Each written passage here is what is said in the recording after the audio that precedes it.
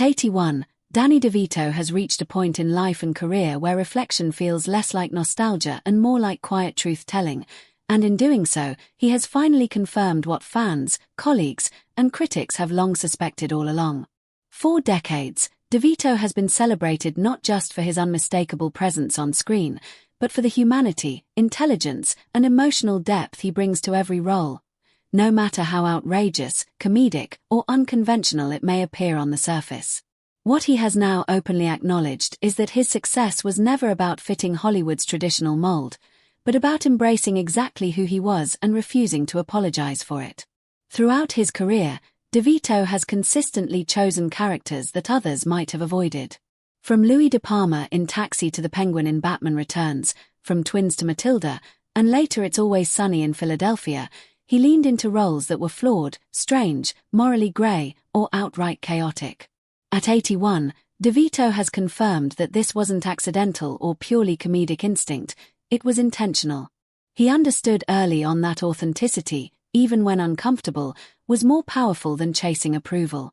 Rather than trying to reinvent himself to please Hollywood, he allowed Hollywood to adapt around him. What many fans always sensed is that DeVito's humor carried something deeper beneath it: empathy. Even his most outrageous characters often reflect real human insecurities: greed, loneliness, ambition, fear of being overlooked. DeVito has now openly acknowledged that much of his work was influenced by his own experiences of being underestimated. Standing far outside the industry's conventional standards of leading man looks, he faced early rejection and skepticism. Instead of internalizing that doubt, he turned it into fuel, shaping a career that proved talent and presence matter far more than appearance. At this stage in life, DeVito has also confirmed what people believed about his role behind the camera. As a producer and director, he quietly championed stories that were risky, unconventional, and often deeply personal. Films like Erin Brockovich didn't just happen by accident. They happened because DeVito believed in giving space to voices that might otherwise be ignored.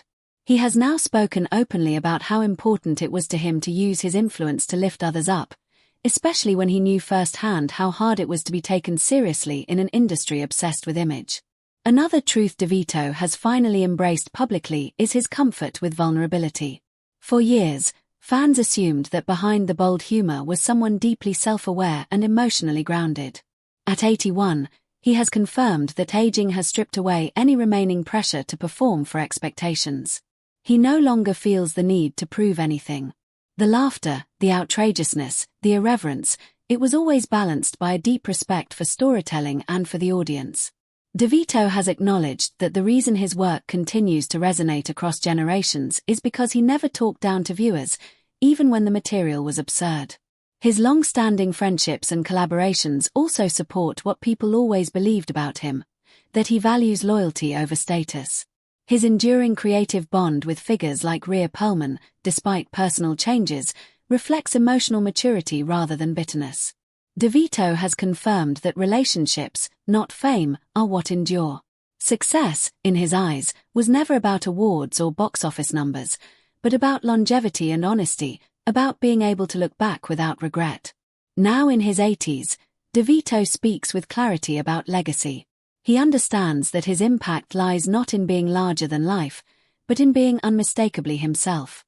What fans thought all along, that Danny DeVito's power comes from authenticity, courage, and a refusal to conform, has finally been said out loud by the man himself. In confirming this truth, he hasn't rewritten his story. He has simply revealed the meaning behind it.